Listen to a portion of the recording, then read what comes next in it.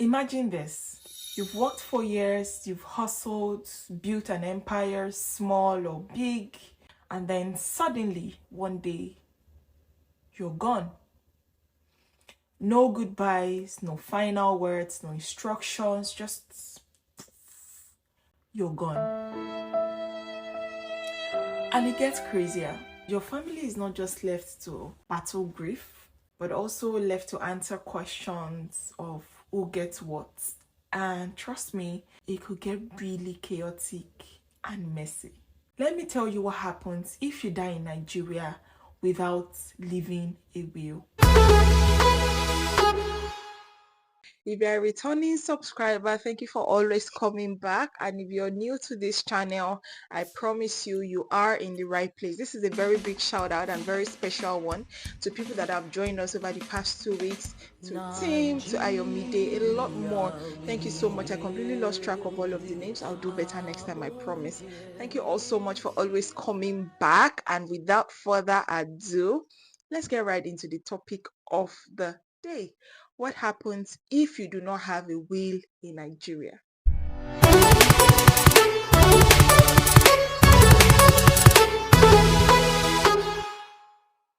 Let's start with the basics. What is a will?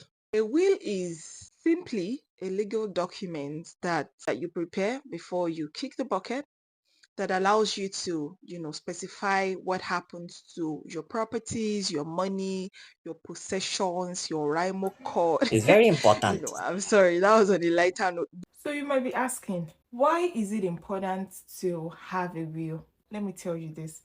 You don't have to be a Tedola or a Dangote or as old as Methuselah or an Eddie Mox. There's a one man they call Eddie Mox. He's the richest man in the whole world. He don't make noise.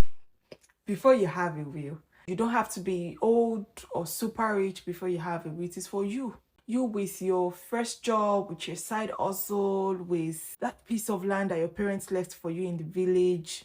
It is for you.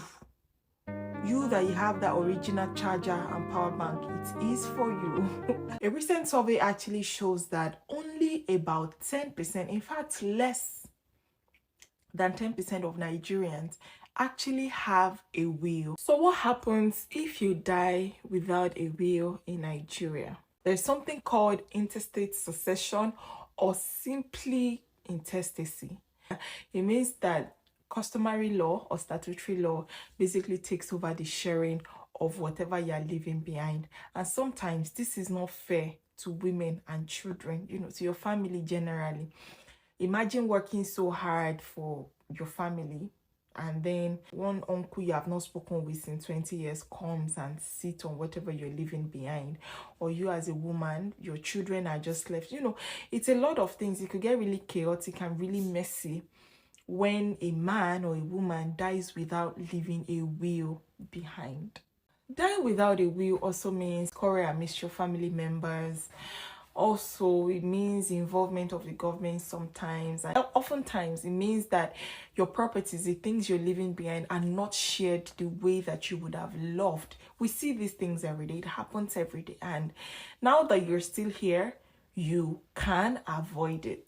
So here are some of the reasons that people do not write wills. Number one, which is the most obvious, people feel like, what do I have? I know be damn good thing now. Waiting I want the rights. It is important. That little thing that you have, that's your phone, that's your small garden, that's your small farm. Everything is important because I'm sure it matters to you how it is handled or how it is used after you leave. Number two is this taboo of writing a will means inviting death. I don't know, but death really doesn't care for your to-do list. It comes whenever. Number three is ignorance. Some people don't even know that it is important. Some people have not thought that far. I bring you good news. It's not too late. You can start working towards preparing that will today. And this leads me to my final point of the day. How do you write a will? Writing a will is actually easier than you think. Number one that you need to do is to write down everything that you own. Your phone, your money at hand, money at bank. Write everything down. And number 2, against everything that you have written down, write who you want to own what. Okay, when I go, give my phone to Idowu, give the money in my bank to Alaba, give my company in Omolorobo to Nkechi. Number 3, talk to a lawyer. If you cannot afford one, look into free legal services around. And number 4, sign it and get witnesses. It is that easy to own a will. But most importantly, don't forget to constantly update your will as you're gathering more assets, as you're, changing your mind as far, I said my first son should collect this one, but yesterday, he migrimo. I'm not giving it to him. Make sure to constantly update your will if there is the need. So here's the bottom line. If you do not decide, someone else will. And sometimes they do not have your interest and your family's best interest at heart. Obviously, we're one big family. I'm your brother, you're my sister. I'm not your sister. So ask yourself this.